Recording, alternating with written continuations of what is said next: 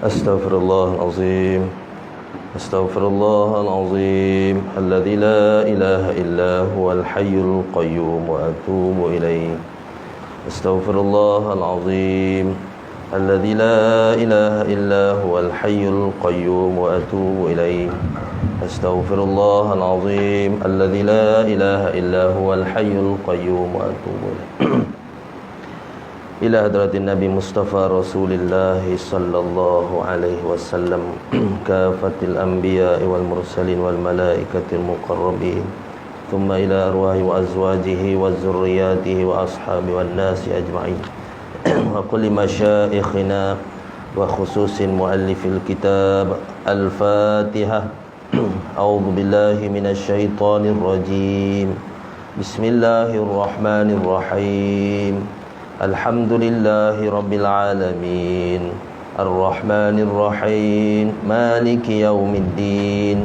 إياك نعبد وإياك نستعين اهدنا الصراط المستقيم صراط الذين أنعمت عليهم غير المغضوب عليهم ولا الضالين آمين. Bismillahirrahmanirrahim. Assalamualaikum warahmatullahi wabarakatuh. Alhamdulillahi rabbil alamin. Wassalatu wassalamu ala asyrafil anbiya'i wal mursalin wa ala alihi wa sahbihi ajma'in. Qala rabbi shrah li sadri wa yassir li amri wahlul 'uqdatan min lisani yafqahu qawli. Subhanaka la ilma lana illa ma 'allamtana innaka antal alimul hakim. Rabbi zidna ilma warzuqna fahma wala hawla wala quwwata illa billahil aliyil azim wala hawla wala quwwata illa billahil aliyil azim wala hawla wala quwwata illa billahil aliyil azim. Rabbana iftah bainana wa baina qaumina bil haqq wa anta khairul fatihin amma ba'd. Yang dihormati Al-Fadhil Tuan Imam, pengerusi masjid, ahli jawatan kuasa, pegawai-pegawai masjid, pimpinan masyarakat, tempat tak lupa pimpinan masyarakat, tuan-tuan guru, para alim ulama, para ustaz, para ustazah, sidang jemaah muslimin muslimat yang dirahmati oleh Allah Subhanahu wa taala sekalian. Alhamdulillah, syukur pada Allah Subhanahu wa taala kerana dengan limpah kurnia, taufik dan hidayah Allah SWT beri kesempatan kepada kita untuk kita hadir lagi pada malam insya-Allah ke rumah Allah ini. Diberi lagi umur kepada kita dan insya-Allah pada malam ini kita berfokus ya. Kita ada buku kitab kita ni kita guna iaitu membincangkan tentang penghayatan sifat 20. Ia ni kitab daripada kitab Risalatul Tauhid, bahagian ketuhanan. Jadi sebenarnya kitab ni digunakan dalam daurah 10 jam. Jadi kita ni kuliah kita setiap satu kuliah tak tahu tak sampai sejam rasanya. Habis kuat pun sejam. Jadi maknanya kalau 10 kali. Itu pun kalau habis lah 10 kali, setahun jugalah. Pasal apa sebulan sekali kuliah. Ya. Jadi kalau daurah tu biasa buat 2 hari. Sontoklah tu 10 jam. Bermalam tu. Macam pernah buat itu di UKM, UM buat di fakulti Fakulti Usuluddin, Universiti Malaya kan. Yang datang tu profesor belaka. Jadi kita belajar di pondok dah. Kita belajar kitab Aqidatun Najin antaranya kan. Kitab Faridatul Faraid. Rupanya dia buat tesis. Baru nak buat tesis Aqidatun Najin. Buat tesis. Kalau di pondok ni ibaratnya dah lebu dah ya. Kalau kawan-kawan Terengganu ke apa, lebu kitab. Orang faham panggil lunyek. Lunyek dah kitab. Tak ada rantan tulis dah. Dia baru nak dia buat tesis ya. Jadi insya-Allah kitab ni penghayatan sifat 20 yang mana sebagai apa ni panduan lah, ataupun sebagai lampu suluh pada kita untuk memahami subjek ataupun mata pelajaran sifat 20 ni iaitu ke arah kita mengenal akan Allah Subhanahu Wa Taala ya. Yang ni kita mengetahui 20 sifat Allah Subhanahu Wa Taala sekurang-kurangnya sekadar fardu ain, bukan sifat Allah 20 ya. Siapa khabar sifat Allah 20 tak betul lah. Sekurang-kurang kita nak mengenal Allah, sekurang-kurang fardu ain kita nak mengenal Allah 20. Tapi ada orang dia tak belajar, dia khabar kita belajar, dia khabar ke kita sifat Allah 20 je. Tak betul ke dia lah dia nuduh gitu. Dia nuduh gitu tak betul. Kecuali kalau kita khabar sifat 20, makna tak betul arah kita pula. Makna Allah sifat 20 je. Dah, sifat Allah banyak. Sekadar 20 ni sekadar fardu ain mengenai Allah Subhanahu Wa Taala. Kalau nak tambah lagi banyak lagi. Asmaul Husna berapa dah? Ya, sifat Allah Subhanahu Wa Taala 99. 20 tambah 99 berapa dah? 119. Lepas tu buka lagi banyak dalam Quran, banyak lagi dari ayat-ayat Quran. Ayat benda tu Allah ketahu. Tu melihat maknanya orang yang membunuh dan orang terbunuh masuk syurga. Tu surah benda tu Ustaz. Lupa. Itulah ayatnya. Maknanya banyak sifat Allah Subhanahu Wa Taala. Kan? Menceritakan tentang kesempurnaan Allah Subhanahu Wa Taala.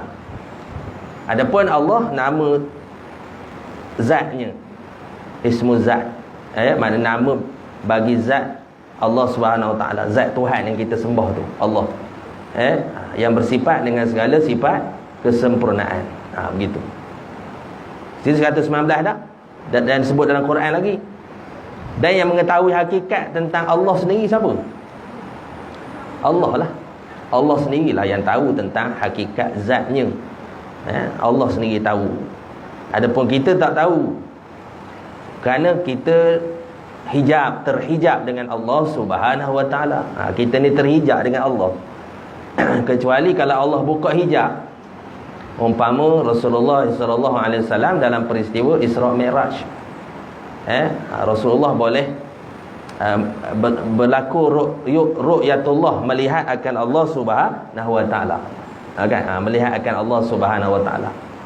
Betul. Jadi melihat itu bukan makna Allah menyerupa dengan baharu, tak. Melihat itu maknanya Allah buka hijab kepada Nabi Muhammad sallallahu alaihi wasallam. Sama yang berlaku pada Nabi Musa alaihissalam. Wa kallamallahu Musa taklima. Berkata Allah pada Nabi Musa alaihissalam. Jadi berkata tu bukan makna kata Allah menyerupakan kalam dengan kalam makhluk. Berkata maknanya Allah beri faham pada Nabi Musa alaihissalam, buka hijab. Samalah kalau kita pun manusia, kalau Allah buka hijab, kita nampak Allah beraksi dengan sifatnya. Kudrat, iradat, ilmu, hayat, sama, basar, kalam. Sifat ma'ani tu. Jadi kalau kita Allah buka hijab. Jadi dalam syurga esok kita Allah buka hijab kita dalam syurga lah. Nikmat yang paling besar sekali antara nikmat syurga tu, iaitu nikmat melihat Allah Subhanahu Wa Taala. Tu kemuncak nikmat dalam syurga kan. Atas dunia tak boleh. Kita tak boleh melihat dengan mata lendek. Apa lagi? Tak boleh melihat dengan mata lendek. Pasal apa? Akal kita tak capai. Tak tercapai dah akal kita. Jadi para akal kita jadi cuma wajib kita mengenal zat Allah. Kita kena kenal zat Allah. Pasal apa? Pasal kita sembah Allah. Kita datang masjid ni sebab Allah. Kita tahu Allah itu satu zat, tapi tak kenal. Sebab itulah penting yang pertama kenal. Ulama sebut awwaluddin ma'rifatullah. Awal-awal agama mengenal Allah Subhanahu Wa Taala. Sebab apa nak kenal dulu? lebih kenal pada mak ayah kita lagi patutnya. Lebih kenal lebih pada orang-orang besar lagi, iaitu Allah yang paling besar, raja pada sekalian raja, ya, Allah Subhanahu Wa Taala. Jadi kita kenal. Cuma pengenalan kita atas dunia tak capai ada mata panca indera kita, ya. Paras kita boleh fikir, iaitu paras wujud saja. Tu wujud je lah. Sebab tu ulama susun sifat yang pertama wujud. Imam Abu Hasan Asy'ari dan Imam Abu Mansur Al-Maturidi menyusun yang pertama wujud, ada. Dia macam mana zat Allah, ada je lah. Paras tu je. Paras ada. Mana tak boleh kita bertanya tentang Allah Subhanahu Wa Taala. Nabi dah buat pagar siap-siap. Tafakkaru fi khalqillah wala tafakkaru fi zatillah. Tafakkur kamu pada kejadian penciptaan Allah Subhanahu Taala, makhluk alam, langit, bukit buka, gunung ganang, manusia, binatang-binatang. Tafakkur. Wala tafakkaru fi zatillah, jangan kamu tafakkur pada zat Allah. Tafakkur pada zat, ada yang tawah dalam kampung Loyan kan. Orang tawah di Mekah, dia tawah dalam kampung Loyan. Ada pusing sangat, balik ke banjir pusing kan, datang balik. Tu pasal apa tak jumpa hujung pangkai? Pasal apa? Tafakkaru fi zatillah. Tak capai dak akal kita, melainkan paras ada saja. Ada saja. Kerana kita dengan Allah terhijab. Ulama sebut kita terhijab dengan Allah 70,000 hijab. Hijab kita dengan Allah SWT. Cuma atas dunia ni boleh melihat macam mana? Melihat dengan ainul basirah, mata hati, cerah mata hati. Cerah kan? Mata hati kita boleh merasa akan wujud Allah. Akal kita dah memang hukum ke wujud Allah. Pasal apa? Alam dah ada, takkan tukang ada, takkan rumah ada, tukang tak ada. Surah ada, tukang tak ada. Betul? Surah ada, tukang mana? Tukang tak tahu mana lagi. Tak tahu mana dunia lagi, tak lahir lagi. Betul? Masuk akal gitu? Tak masuk. Jadi bila ada surah, mesti ada tukang dia. Jadi tukang mesti dulu pada surah, takkan surah dulu pada tukang. Kan? Itu dipanggil, maka kita menghukumkan wajib. Jadi wajib ni apa? Ma la yatasawwaru fi aqlihi adamu. Barang yang tak tergambar pada akal, tak tasawur pada akal akan ketiadaannya. Iaitu apa? Ketiadaan Allah Subhanahu Wa Taala. Mana kita hukumkan wajib dia pada akal. Tetapi daripada iman ilmu, iman yakin dengan akal tu, pada iman ilmu kita upgrade iman kita daripada kepada iman a'yan, mata hati. Itu dia panggil mata hati, ainul basirah, boleh melihat. Adapun manusia kita boleh melihat kan, nampak pada panca indera. Macam saya ni, ustaz ada ini, kuliah ni ada. Mana ustaz? Ada lah, atas kursi tu. Boleh tunjuk dengan mata, boleh fikir dak akal, boleh rasa dak hati. Mana ustaz ada sini. Adapun Allah tak boleh tunjuk dengan mata panca indera kita. Adapun mata hati sajalah. Tinggal lagi semok, tinggal lagi terang cerah gelap je lah. Kalau Allah bagi cerah, kalau bagi gelap. Tapi kalau gelap semok tu kena beria sikit merentehnya, baru dapat lalu. Kalau tak lalu, kalau tak merenteh tak lepas lalu lah. Dia semok. Tak semok tak jumpa lah. Paras duduk di akal je. Hati jauh pada Allah kan. Jauh pada Allah, tak ingat Allah Subhanahu. Itu jadi tak ingat Allah. Itu tak sampai surah, tak sampai ke masjid tu. Pasal apa? Hati semok. Akal percaya Allah, tapi hati semua tu. Allah Akbar, ya. Gitu. Bau kulit ni kan. Jadi kita ni daripada antara guru saya lah, Tuan Guru Ahmad Nafiri. Mudah-mudahan Allah Ta'ala merahmati dan Allah memberi manfaat dunia dan akhirat kepada dia dan kepada kita semua, insya-Allah. Jadi siapa-siapa nak menderma, ni adalah ni ada nombor akaun belakang ni. Kepada Mahat Tahfiz Al-Banna, pondok moden. Dia ada satu, ada Seri Tahfiz sekolah rendah, ada pondok Tahfiz Al-Banna, pondok moden. Jadi insya-Allah iaitu buku ni daripada kitab ni daripada Risalatul Tauhid, risalah tauhid. Jadi kata pengantar, kita baca sikit kata pengantar, terus pada kata pengantar tu. Dan di situ kalau kita melihat ada kata pengantar daripada Datuk Mufti kita, Datuk Seri Dr. Abdul Rahman bin Haji Osman, dia ada kata pengantar di sini. Kemudian kata pengantar daripada Al-Faqir Ustaz Muqtasnik, pengurusi Pondok An-Nur, kemudian daripada pengarang sendiri, penyusun sendiri. Jadi bismillahirrahmanirrahim. Assalamualaikum warahmatullahi wabarakatuh. Dengan nama Allah yang Maha Pemurah lagi Maha Penyayang. Segala puji bagi Allah, selawat dan salam atas keluarga, sahabat serta orang-orang yang mengikut dan menyokong perjuangan baginda sallallahu alaihi wasallam. Alhamdulillah, dengan rasa penuh kesyukuran, penulis mempersembahkan makalah ini kepada para pembaca, khususnya untuk mereka yang sentiasa ingin mengenal Allah Subhanahu wa taala. Firman Allah Ta'ala, innal ladzina amanu wal ladzina hadu wan nasara was sabiina man amana billahi wal yaumil akhir wa amila salihan falahum ajruhum 'inda rabbihim wala khaufun 'alaihim wala hum yahzanun. Sesungguhnya orang beriman, orang Yahudi, Nasrani dan Syabi'in, yakni pengikut Nabi-Nabi juga, yang percaya kepada ketunggalan akan memperoleh pahala daripada Tuhan dan tidak akan merasa takut dan sedih. Dari Abbas bin Abdullah, kita baca sebentar lalu je lah ya. Dari Abbas bin Abdullah bahawa ia mendengar Rasulullah SAW bersabda, yang merasakan kenikmatan keimanan ialah siapa yang sudah rela tentram hatinya dengan mengakui Allah yang tunggal Tuhannya, Islam agamanya dan Muhammad Rasulnya. Hadis riwayat Muslim. Maka makalah ini ditulis bagi memudahkan kita semua untuk memahami kitab Risalatul Tauhid melalui kaedah peta minda, dan ianya terbahagi kepada dua bahagian. Penerbitan ini adalah julung kalinya diterbitkan bagi menerangkan khusus tentang bahagian satu, iaitu ketuhanan. Makna bab ketuhanan saja. Pasal apa bab kerasulan mudah sikit. Mudah ya, bab kerasulan, bab rukun-rukun iman yang lain. Cuma bab ketuhanan ni dia sulit sikit. Namun untuk lebih memahami adalah sebaiknya mempelajari ilmu tauhid dengan cara bertalaqi bersama masyayikh, menggunakan kitab asal risalah tauhid, dan menjadikan buku ini sebagai nota tambahan serta ringkasan untuk lebih memahami intibati kitab Risalatul Tauhid. Maknanya ibarat orang kata macam lampu suluh lah. Kalau masuk dalam gelap tu tak meraba sangat.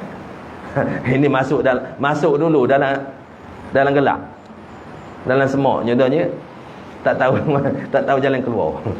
Nak nerus ke tak tahu, nak jalan keluar pun tak tahu. Begitu kan. Jadi kurang-kurang menjadi lampu suluh lah buat penyuluh ya. Semoga makalah ini akan dapat dijadikan wasilah untuk kita berada di landasan akidah yang benar, iaitu akidah Ahlussunnah wal Jamaah. Sekiranya dapati sebarang kekhilafan, anggaplah ini sebagai kekurangan pengetahuan saya. Dengan ini saya sedia menerima sebarang teguran yang membina dan mudah-mudahan memberi manfaat bagi kita semua. Jazakallahu khair. Al-Faqih Ustaz Ahmad Nafiri bin Muhammad Tazi, penasihat Seri Tahfiz Al-Banna. Jadi permulaan kita bincang tentang mabadi ilmu tauhid. Bismillahirrahmanirrahim. Allahu ismul lidzati wajibil wujudi al-ma'budu bihaqqil mustaghni an kulli ma siwahu wal muftaqiru ilaihi kullu ma adahu. Bermula Allah itu satu nama bagi zat yang wajibul wujud, yang disembah dengan sebenarnya, yang terkaya ia daripada tiap-tiap barang yang lain daripadanya, dan orang-orang yang berkehendak kepadanya oleh tiap-tiap barang selainnya. Ini makna takrif kalimah Allah. Allah itu adalah ismu zat, nama bagi zat Allah. Ismu zat. Jadi orang kata nama zat Allah apa? Nama zatnya Allah. Adapun yang lain tu antara Asmaul Husna, 99 nama Allah, itu nama sifat. Nama bagi sifat Allah Subhanahu wa taala. Kita orang Islam kita faham, bila sebut nama Allah kita faham tu Allah Tuhan, terhimpun segalanya, sifat kesempurnaan. Kan. Wa ilahukum ilahu wahid, dan Tuhanmu itu adalah Tuhan yang satu.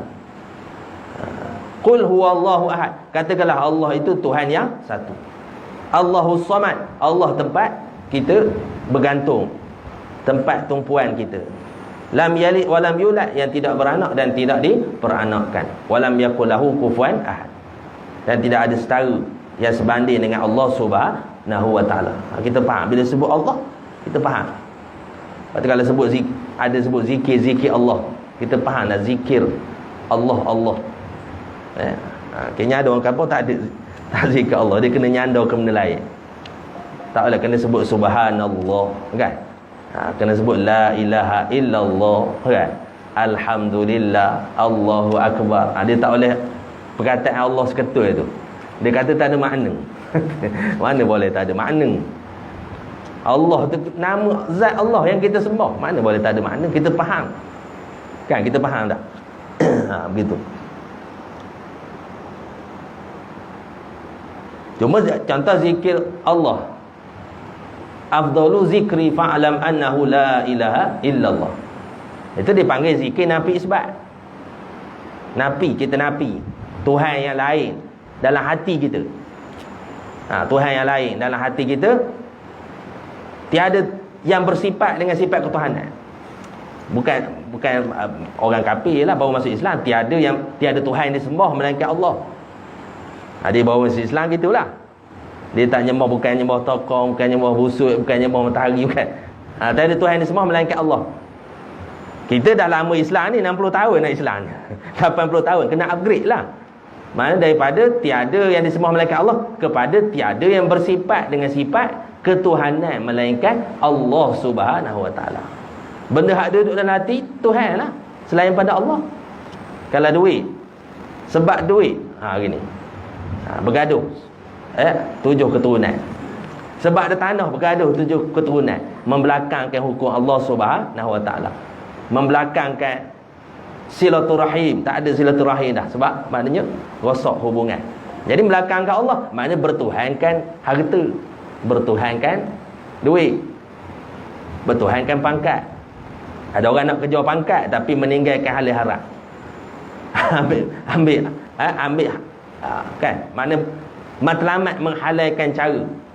Matlamat tu bagus dah, tapi gunakan cara yang tak molek, umpama rasuah, gunakan penyalahgunaan kuasa untuk dapatkan tu. Tapi dalam Islam tak boleh gitu, kan? Maknanya matlamat tidak boleh menghalalkan cara. Begitu. Itu makna Tuhan dalam hati kita. Jadi maknanya antara zikir itu la ilaha illallah. Itu sementara hati kita tidak kosong. Maka kalau kita dah nafi dah, tak ada Tuhan lain dalam hati kita, la ilaha illallah. Itu ulama tasawuf bahas tu. La ilaha illallah, la ilaha illallah. Sampai masa dah kosong hati daripada syirik kepada Allah Subhanahu Wa Taala. Jadi buat apa nak sebut bahas syirik lagi? Sebut Allah terus, kan? Jadi sebut Allah, sebutin Allah. Itu perbahasan dia. Sebab tu kena tanya ahli dia. Kalau selapis tak jumpa lah. Kalau selapis tak jumpa lah. Sebab tu maknanya bila dah maknanya sebut Allah, kan? Terang. Nah, macam orang contoh orang nak accident, kan? Saya suka ambil nakal pada perkataan ustaz. Ada orang nak melanggar, orang tua, kereta nak melanggar orang, kereta datang nak melanggar makcik. Dekat dah kereta tu. Cuba kalau kita khabar makcik, kereta nak langgar awak tu, lari. Agak-agak makcik tu khabar benda. Kereta dekat dah ni. Maknanya dalam dua kaki, sekaki lebih, dua kaki daripada kita ada dia. Jadi kita nak khabar benda ke makcik tu. Kita nak khabar gitu. Makcik, kereta nak langgar awak, lari. Agak-agak makcik tu guna. Ni makcik tu bela gitu. Bela nyodahnya kena langgar pantai nak kereta. Jadi cara macam mana? Kita sergah, kereta, kita kabur kereta. Jadi makcik tu dia bukan takut kereta, dia bingkai. Dia bingkai lari. Bingkai benda pulak ni, terkejut. Padahal dia melatah, dia lari, dia melompat. Jadi selamat daripada kereta. Sebutin perkataan kereta, dia faham dah. Macam gitulah kita bila sebut nama Allah, kita faham dah Allah Subhanahu Wa Taala. Kan? Allah, apa zikir. Gitu ya. Jadi itu makna ismu zat, nama bagi zat Allah Subhanahu Wa Taala kita kenal. Dan terkait daripada tiap-tiap barang yang lain daripadanya dan berkehendak kepadanya oleh tiap-tiap selain daripadanya. Yang lain tu semua nama bagi nama bagi ini ismu zat, nama bagi zat Allah Subhanahu Wa Taala. Yang lain nama bagi sifat. Sebab tu dari sudut mengesakan, kita mengesakan zat Allah. Mentauhidkan zat Allah, mengesakan sifat Allah. Dalam erti kata mengesakan satu-satu sifat Allah. Nanti dia akan bincang. Boleh sampai bab wahdaniyah esok. Jadi itu syair je lah tuan-tuan boleh baca ya. Jadi mabadi, permulaan mabadi ilmu muka surat 4 tu insya-Allah. Mabadi bagi ilmu ini ada 10. Banyak-banyak kitab ulama-ulama dia sebut mabadi. Apa mabadi dia panggil? Seri pembukaan. Ataupun dia panggil benda isi kandungan lah sinopsis boleh juga. Kalau dalam buku dia panggil sinopsis. Kan kalau belum kita beli buku, kita tak tengok kalau buku tebal kan kena nak baca sesuai kandungan. Jadi yang pertama kita akan tengok muka surat belakang dulu. Benda isi kandungan. Begitulah umpamanya. Jadi itu dia panggil makna mabadi, seri pembukaan. Apa yang kita nak bincangkan. Kan? Jadi yang pertama dia sebut nama. Nama ini kata kunci kita lah. Nama ilmu ini. Kemudian tempat ambilan. Di mana tempat ambilannya? Ketiga, di mana kandungan? Keempat, tempat bahasan. Kelima, faedah mempelajari ilmu ini. Keenam, nisbah ilmu. Ketujuh, penyusun ilmu. Kelapan, hukum belajar ilmu ini. Kesembilan, kelebihan. Kesepuluh, kesudahan. Jadi 10 perkara. Jadi kalau kita faham betul-betul, insya-Allah lah, maknanya kita tahulah tujuan kita bincangkan kitab kita ni insya-Allah. Yang pertama, nama bagi ilmu ini. Tu. Jadi tuan-tuan kalau nak gemangkan lagi, kena baca pula lah. Boleh jadi. Jadi nama bagi ilmu ini, yang pertama dia sebut ilmu tauhid. Ilmu tauhid ini masyhur lah, kita sebut ilmu tauhid. Mengesakan Allah, iaitu mentauhidkan Allah Subhanahu Wa Taala. Kan? Jadi tujuan belajar ilmu ni untuk mentauhidkan Allah. Kalau belajar ilmu ni tak mentauhidkan Allah, syirik, tak guna belajar. Tu cerita dia. Kan? Belajar mana kan? Berapa kitab? 20 kitab dah belajar bab tauhid ni. Berapa guru? Berapa ramai guru dah. Lunyai dah kitab. Tapi yakin pada makhluk lebih pada Allah lagi, yakin pada ubat lebih pada Allah lagi, yakin pada COVID lebih pada Allah lagi. Habis tak guna belajar sifat 20. Jadi kan, gitulah umpamanya. Ni makna itu dia panggil tauhid, mentauhidkan Allah Subhanahu Wa Taala. Jadi kita ni memang dah Islam dah. Kita kebetulan ayah kita, mak kita Islam, maka kita Islam. Kan? Mana kita Islam, maka kita sudah mentauhidkan Allah Subhanahu Wa Taala secara ijmali, secara ringkas, secara rangkumnya kita nak mentauhidkan Allah Subhanahu Wa Taala. Kayaknya ibarat macam ni lah, kita reti bawa kereta. Reti bawa kereta, reti start enjin, tekan minyak, kontrol steering, lepaslah, bawa mana Kuala Lumpur lepas. Kan? Tapi kalau tak betul gayanya, tak tahu undang-undang, accident. Kan? Silap-silap tak sampai Kuala Lumpur. Sampai mana? Sampai terjun Bukit Kentir. Terjun Bukit Kentir. Pasal apa? Tak tahu undang-undang. Mana pandai bawa kereta, pandai dah pandai. Islam dah, Islam. Kayaknya Islam dah, Islam baka. Okay. Islam keturunan, Islam baka. Ayah mak Islam. Tapi mana gitulah, iman ikut-ikut. Tu kita bincang itu kuliah pertama saya tu, saya sebut tentang iman taklid tu kan. Iman taklid bahaya. Sebab tu tujuan belajar supaya apa? Bila belajar dia kemas. Tu macam kita belajar undang-undang jalan raya lah. Dah reti bawa kereta, reti. Sebelum itu dah bawa dah kereta ayah, rata dah. apa ni, pagar langgar je. 3-4 kali dah ayah tukar pagar. Mana sementara nak reti tu, bahan pagar dulu. Kan? Tapi kayaknya dah pandai. Kayaknya undang-undang tak tahu. Kena pergi sekolah mandu baru reti undang-undang. Bawa kereta jangan jarak rapat sangat, 12 saat. Tu kan. Potong tak apa lain, jangan potong. Parking jangan ikut dan je. Kan? Itu undang-undang dia. Jadi itulah kita belajar akidah. Maknanya dia panggil simpulan, mengenai simpulan iman, aqaidul iman. Kan?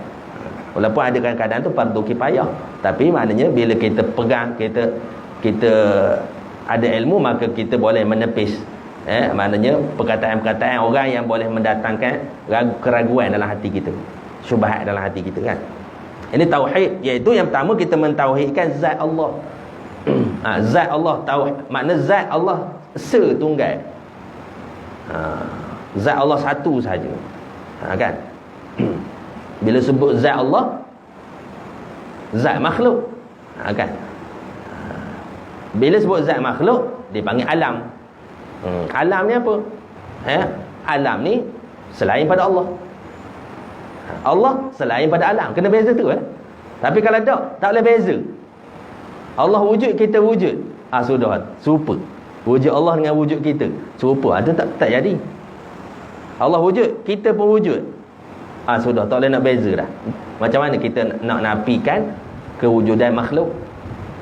Mana hakikat kewujudan makhluk ini? Begitu kan. Jadi zat Allah sesat, tunggal. Kemudian mentauhidkan. Jadi saya cerita sesalah tu Kalau cerita bercampur-campur gitu mungkin pening kan. Kan? Dia macam wahyu juga, kena beransur-ansur tak boleh sekaligus. Jadi zat Allah, mengesakan zat Allah, kemudian mengesakan sifat Allah, mengesakan satu-satu sifat Allah. Tak boleh khabar sifat Allah saja, tak boleh. Sifat Allah banyak. Kan? Kudrat, iradat, ilmu, hayat, sama, basar, kalam. Kan? Ar-Rahman, Ar-Rahim, Al-Malikul Qudusul Jabbarul Mutakabbir. Itu makna sifat-sifat Allah banyak, tapi zatnya saja, tunggal saja. Tapi sifatnya banyak, tak boleh kita khabar sifatnya saja. Kalau kita khabar sifat saja, kita nafi ayat Quran, salah pula. Sedangkan ayat Quran sifat Allah banyak, tetapi esa pada satu-satu sifat. Contoh macam mana? Contoh macam ni. Saya beri contoh dua lah. Contohnya kalam Allah. Kalam Allah esa saja. Dalam kita Imam Abu Hasan Asy'ari mengatakan kalam ni kalam, dia panggil kalam nafsi, ada kalam lafzi. Kalam nafsi, kalam yang berdiri pada zat Allah, tanpa huruf, tanpa suara, tanpa bunyi. Itulah kalam Allah, yang Allah berkata kepada Nabi Musa alaihissalam. Yang berkata kepada Nabi Musa alaihissalam, itu dipanggil kalam. Kalam macam mana? Kalam yang tanpa huruf, tanpa suara, tanpa tersusun. Kan? Tapi macam mana Nabi Musa faham? Allah buka hijab. Itu cerita dia. Jangan kita kata Allah bercakap dengan Nabi Musa, Allah guna perkataan manusia. Tak betul. Itu maknanya kita mengatakan Allah sama macam makhluk. Esok kita akan bincang mukhalafatuhu ta'ala lil hawadis, bersalahan Allah Ta'ala pada sekalian yang baru. Kan? Begitu. Jadi walaupun banyak kalam itu, dia panggil kalam lafzi. Quran banyak kalam tu kan.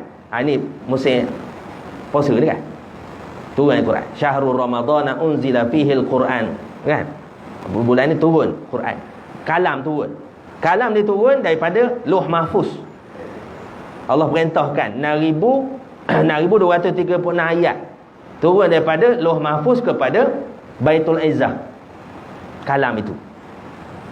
Kemudian kalam itu diturunkan melalui perantaraan malaikat Jibril alaihissalam kepada Nabi Muhammad sallallahu alaihi wasallam secara beransur-ansur selama 23 tahun. Sikit-sikit. Sama je. Maknanya apa yang dibacakan oleh malaikat Jibril kepada Nabi Muhammad sama saja yang tertulis di Lauh Mahfuz. Itu dipanggil kalam lafzi. Kalam lafzi. Kemudian kemudian sampai kepada Nabi Muhammad sallallahu alaihi wasallam. Kemudian Nabi Muhammad sampaikan kepada para sahabat, sahabat saling tulis. Tulis atas daun kering, tulis atas tulang binatang, kan?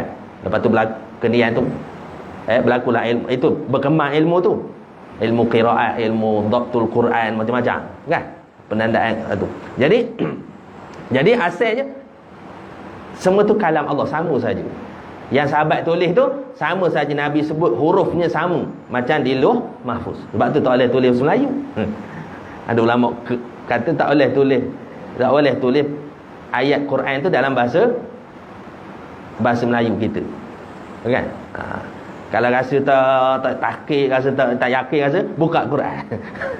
Kalau rasa macam tak betul ni, buka Quran, salin pada Quran, senang cerita, selamat. Kan? Begitu. Tapi ada orang dia belajar tak, kalau nak kenal tak kenal huruf lagi. Tapi ngapain, mana nak fahamkan bunyi itu, tulis bahasa Melayu dulu, ada juga. Kan? Jadi sama saja, sebab ini sama saja di Lauh Mahfuz. Itu dipanggil, walaupun banyak 6230 ayat, tetapi kalam Allah tu saja, kalam nafsi. Itu kalam nafsi. Sama macam kudrat Allah. Allah kudrat.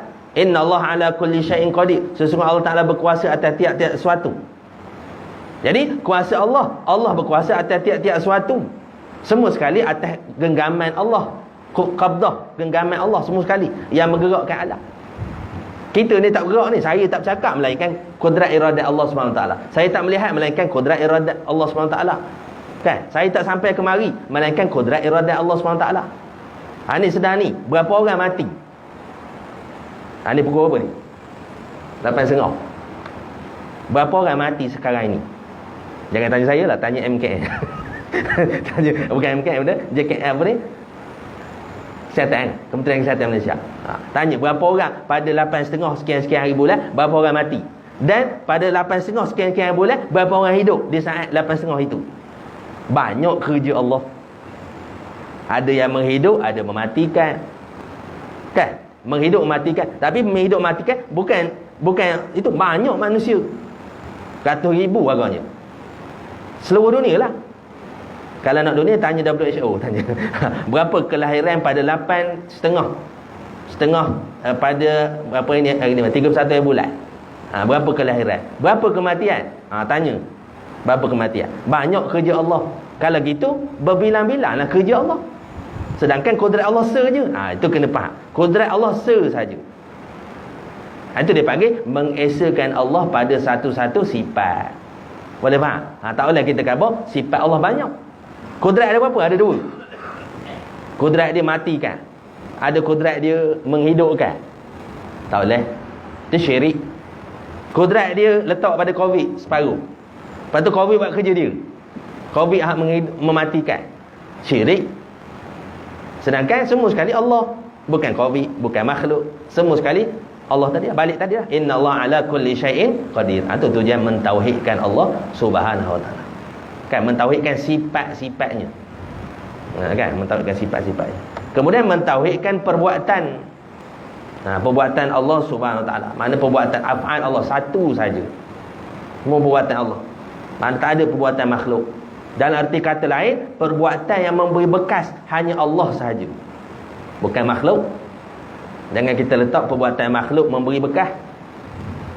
Kau sampai sini betul-betul sebab ada kereta kau. Kupu. Semata-mata kereta. Biar betul cakap. Allah berjalan ke? Allah tak ada Allah-Allahnya. Kau sebab kereta kau adalah. Kau tekan minyak, kafir. Jangan main-main. Kau nasi, kenyang. Kau nak sepinggan nasi lah kenyang ke kau? Allah tak ada Allah-Allah. Allah diberi kuasa pada nasi, kafir. Jangan main-main. Sebab sepinggan nasi je boleh kafir. Tak payah pergi nyembah tokong, tak payah. Tak payah pergi nyembah busuk, tak payah. Semata-mata sepinggan nasi saja. Kan? Tapi kalau kata nasi mengenyangkan, ya, nasi mengenyangkan. Siapa beri kuasa pada nasi? Allah. Syirik. Dah, muktamad yang mengenyangkan Allah. Ada pun sebab makan nasi.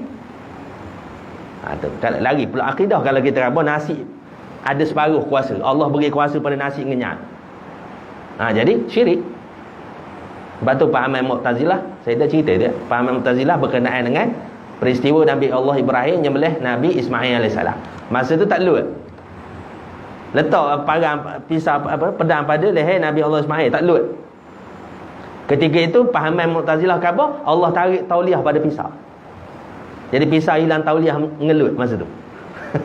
tak lut masa tu. Sebab apa? Pisau hilang kuasa. Sebenarnya Allah tak izin. Allah tak izin mengelutkan. Lut ke tak lut Allah, bukan pisau. Tinggal lagi harus gitulah hukum adat. Kalau tajak adatnya maknanya tajak adatnya deraslah motornya.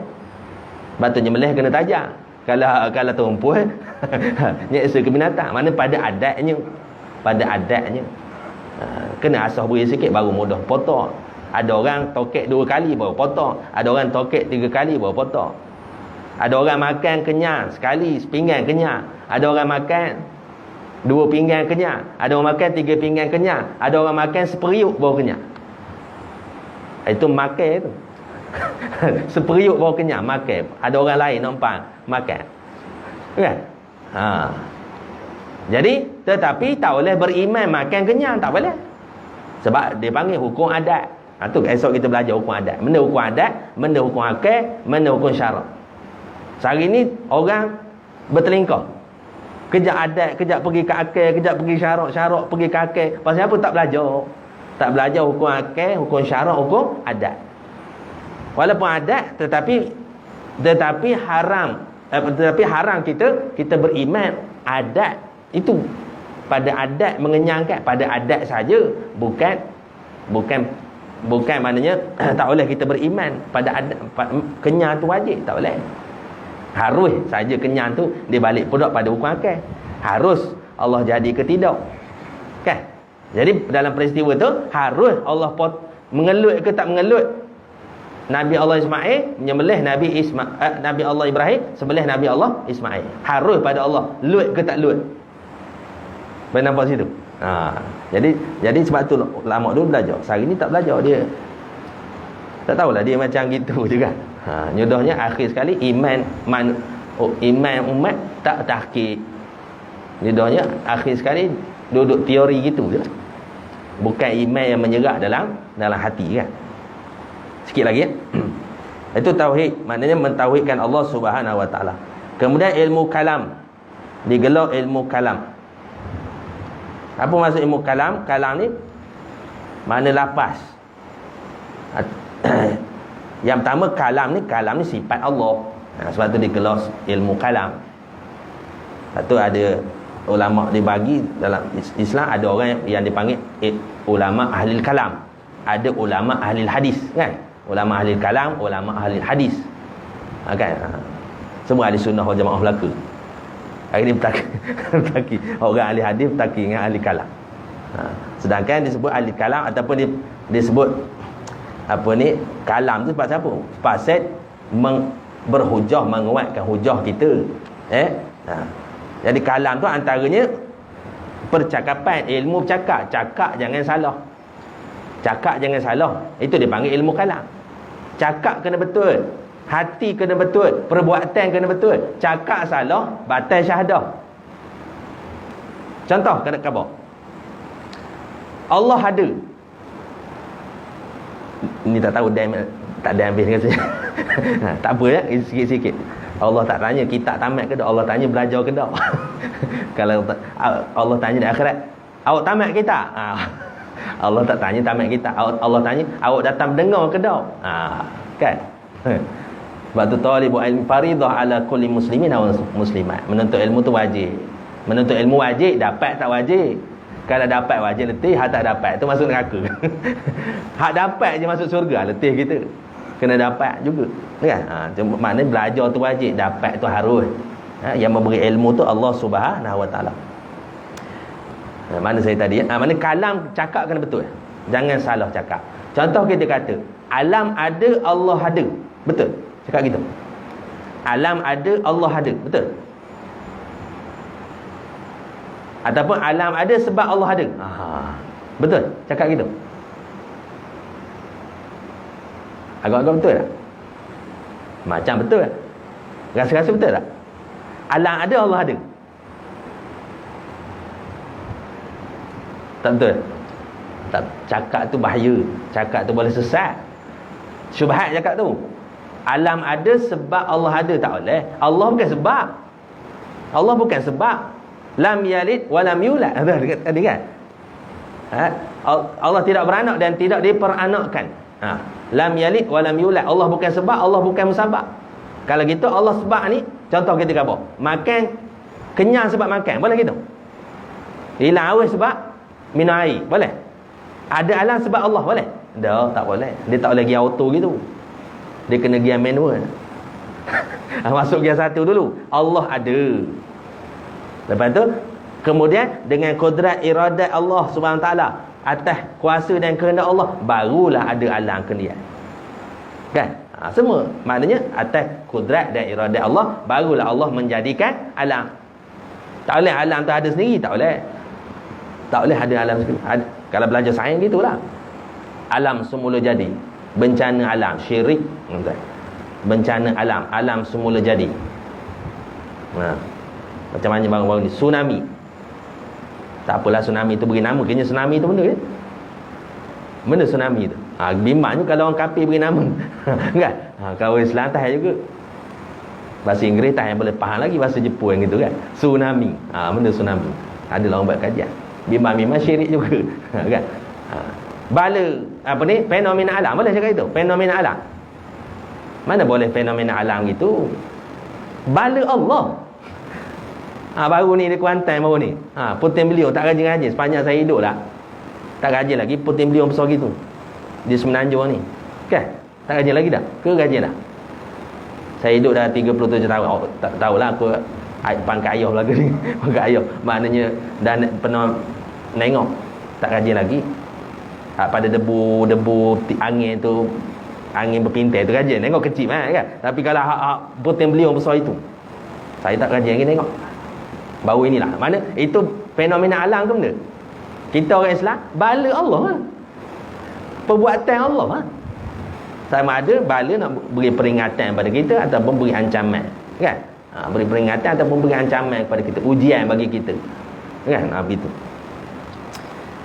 Tak ada yang apa ni?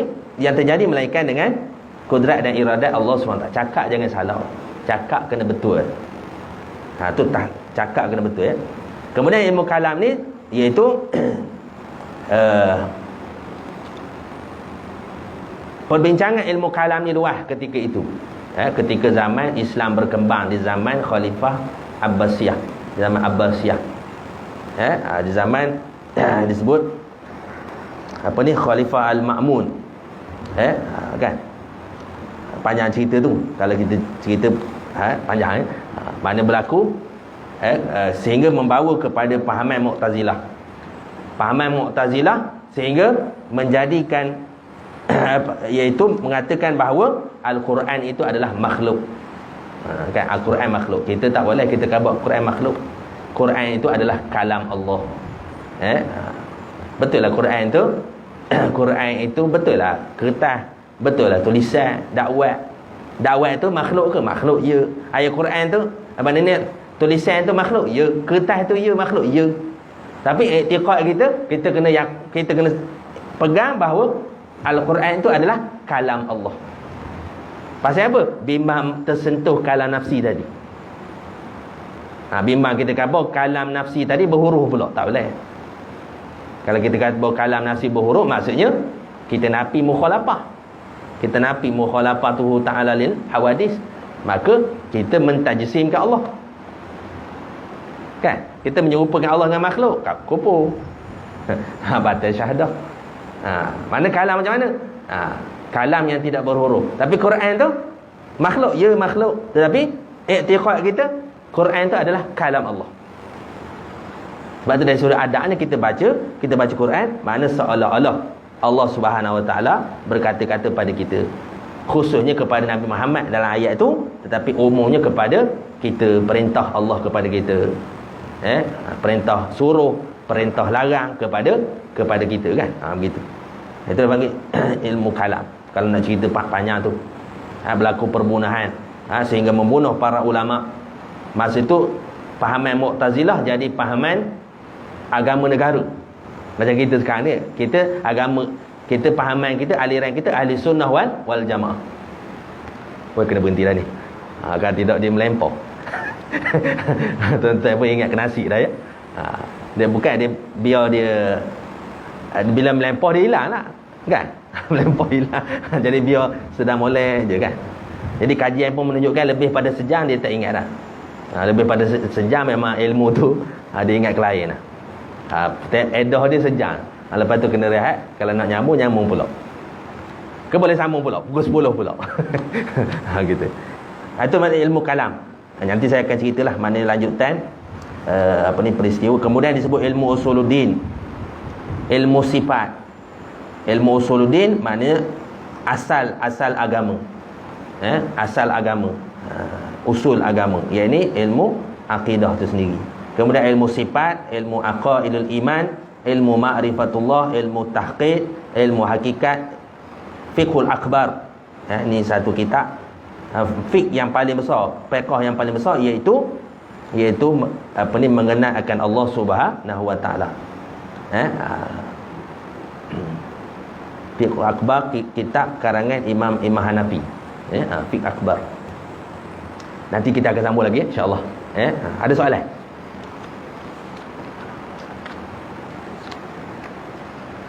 Ada soalan?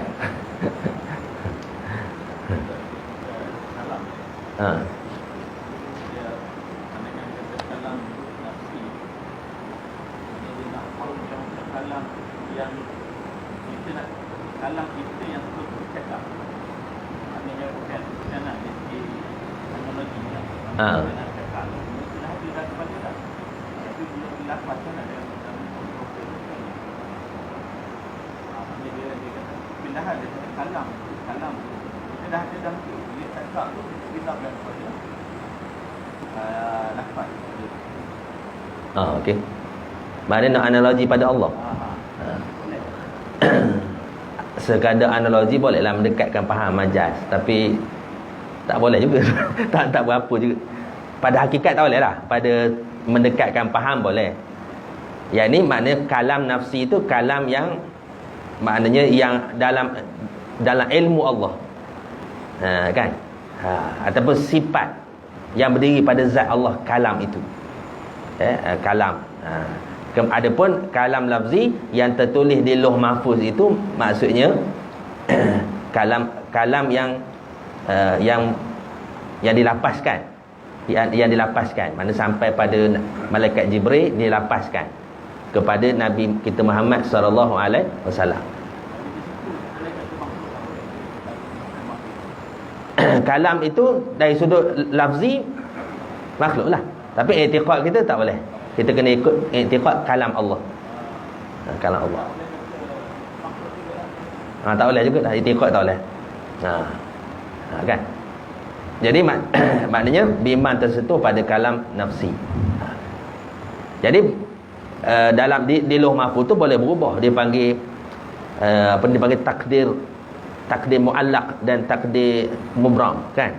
Maknanya ada takdir yang boleh berubah, ada yang tidak berubah. Contoh macam seorang tu umur dia 60 tahun. Umur dia 60 tahun. Kemudian dengan kelebihan dia buat amalan. Contohnya dia berbakti kepada orang tua dia bersedekah banyak, dia menghubung silaturahim. Kan? Jadi dia dapat reserve daripada 60 tahun, dapat reserve 80 tahun. Dapat reserve 80 tahun. Jadi maksudnya, adakah Allah berubah dalam buat keputusan? Bahasa orang sekarang flip-flop. Adakah Allah flip-flop? Dah mustahil Allah flip-flop.